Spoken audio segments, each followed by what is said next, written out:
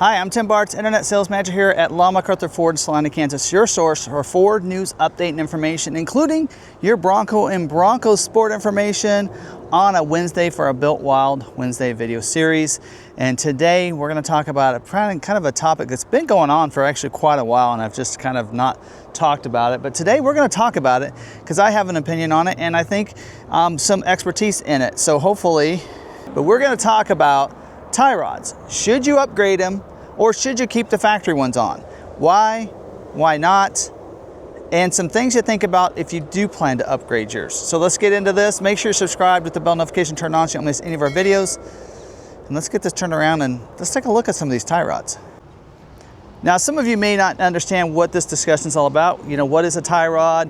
What's the benefit? Why do we upgrade? Why is this a discussion? Because some of you may not know this if you don't do a lot of off-roading. So here are some vehicles right here, these Heritage Editions. They are based off of a Sasquatch, and something else I kind of want to show. In fact, I'm going to go down here to kind of show you. This, we do have this Heritage Edition right here that is a standard Sasquatch. And we also, that gets upgraded suspension, Haas 2.0 suspension, upgraded to Bilstein shocks. We have an Outer Banks here that is a non-Sasquatch with a Haas 1.0 suspension as well, so it doesn't have the upgraded shocks. But both of these, whether you have a Haas 1.0 or 2.0, have the same tie rods in them. And so let's look under here. A tie rod kind of comes under here, under the wheel. You can see it right there. I'm pointing right at it right now. It sits right in front of that shock and comes across there. Well, a lot of people, that tie rods, if you do a lot of off-roading, sometimes people have had their tie rods break on them on the trail. And so some people have been out there saying, how can I upgrade my tie rods so they don't break? And you'll notice that one is the same as this here. So a Haas 1.0 and a Haas 2.0 has the same tie rods. Same tie rods there. Now, when you go to, I believe, and I don't have one here, might be one in the back. We had a Haas 3.0, or a vehicle with the upgraded Haas 3.0, and I don't know. I know the steering rack is upgraded, but I don't know if the tie rods. You guys can correct me if I'm wrong, or I just might correct myself down below. But some people are wanting to upgrade those tie rods because they tend to break. Now, I'm going to turn this camera around for a second. Okay, there's typically two situations where you might have issues with tie rods breaking while you're off-roading. And one of those situations is if you're engaging your front locker. So whether you engage your front or your rear locker, you should always be going straight. You should not, if you're turning, you should not be turning while you have a front or rear locker engaged. So typically, especially if you have some pushback or some tension there, or a situation where you're having some, you're trying to get over a rock or something and it's, it just can't go in that wheel, that's where you might see that tendency where that tie rod might break. Another situation is if you're going over obstacle or some like ledges, some big rocks or something where you're bouncing a lot, and you're basically, I like to say it, those people that say when in doubt, throttle out. I don't believe that whatsoever, but those are some situations. In fact, if I can find the video, I'll put it in there, where someone said that I used to break tie rods all the time when I used to off-road like this, and it was a situation where you saw them bouncing up and trying to just kind of crawl up and bounce up and use that momentum to get up, and they would tend to break their tie rods. Instead of slowing down, allowing the tires to grip and to go up, then you'd see less of that happening. So let me get into why I believe you should not upgrade your tie rods. And please watch this all the way through before you roast me in the comments. There is a caveat to that. So if you do want to upgrade them, I think you should do if you decide to do that. Now, the tie rods, I actually had in one of the forums on Reddit, Ragnarcon, he's one of our members. You guys probably know him in the Bronco community if you're in Bronco Nation and such. He had a great reference to this, and that is analogy, I should say. The tie rods are like a fuse is for your electrical system. That's what the tie rod is for your steering. So if you get a lot of tension there, you're better off having a tie rod break than your whole steering rack break. And what I see a lot of people doing, and I had this YouTuber that put a video out where he's done a lot of modifications to his tie rods, put a lot of different ones, and he's having other issues and such like that, where he broke tie rods, and so he did this and that, and so then he figured out, he went back to his stock tie rods, his original tie rods, and ordered those OEM tie rods and put on his vehicle, and he's running those instead because he's tried a lot of things. So what will typically happen if you have that bind is your tie rods will break. By the way, tie rods are less than $100. They're not that expensive. You could also, with a little knowledge, and I haven't done it, so I'm not saying I have the knowledge for this, and I'm going to learn. That's one of my goals here, because at some point mine probably will break at some point. But by the way, I have 55,000 miles. I off-road about 12 trails a year. Not a lot of off-roading, but enough that I've had situations where mine could have broken. I've been on some level 6, 7 trails, and I haven't had mine break yet with 55,000 miles. So throwing that out there as a reference. So typically if you have those break, you could fix those on the trail. You could replace those on the trail. Now, if you beef up and you upgrade your tie rods to there's a lot of companies out there. I know Turn Off-Road has some upgrades. Rough Country has some upgraded tie rods. I know Bronco does as well. If you upgrade those tie rods, right, and you have that situation where that tie rod doesn't break, guess what's gonna break instead?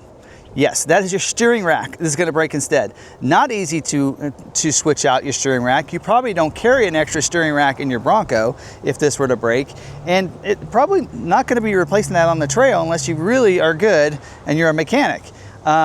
If you get it back home, then that's a costly, a real expensive repair. It's probably over $1,000 to repair that. So which would you rather repair? A $100 tie rod or over $1,000 steering rack?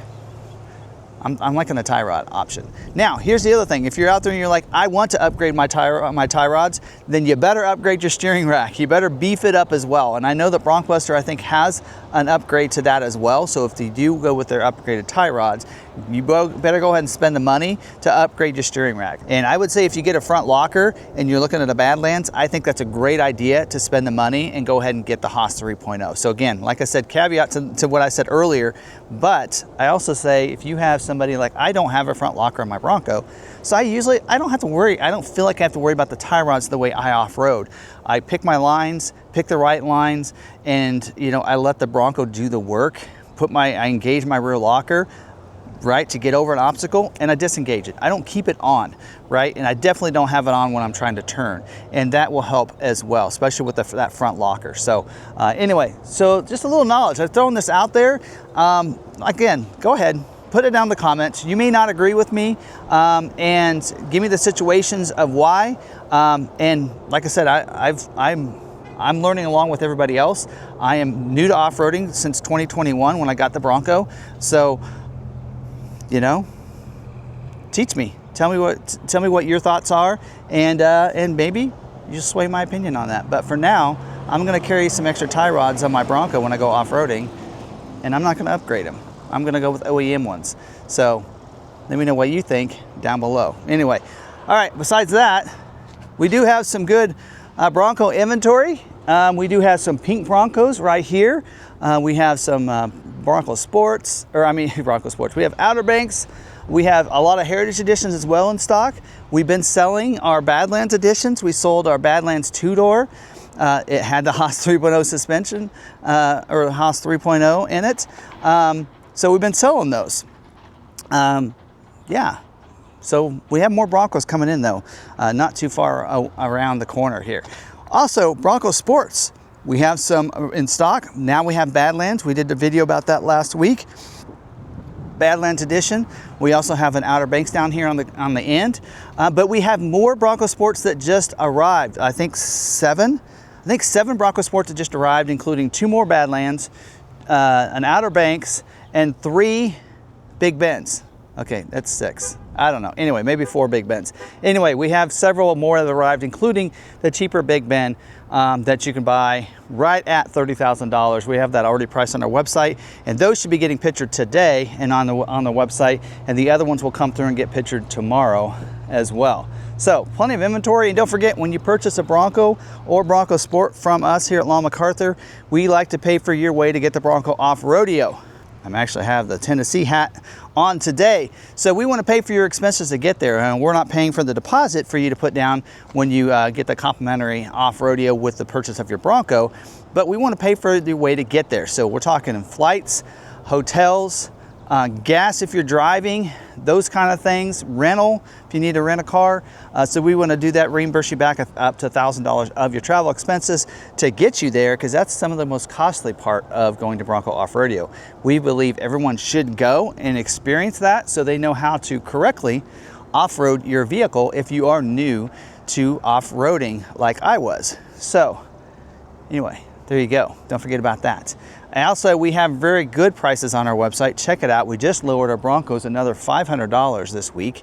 So they are $4,500 off, including the $2,000 rebate.